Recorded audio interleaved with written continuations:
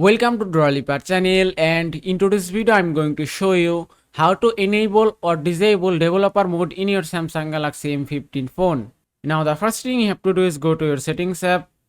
From here scroll all the way down and then go to about phone. From here go to software information.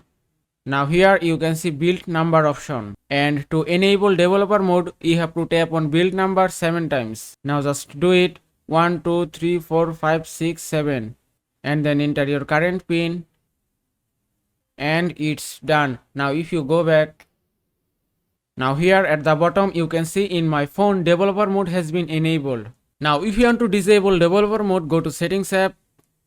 From here scroll down again and then go to developer options.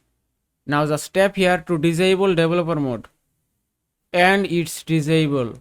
And that is how you can enable or disable developer mode in your Samsung Galaxy M15 phone. I hope this video was helpful. If it was, please give it a thumbs up and don't forget to subscribe.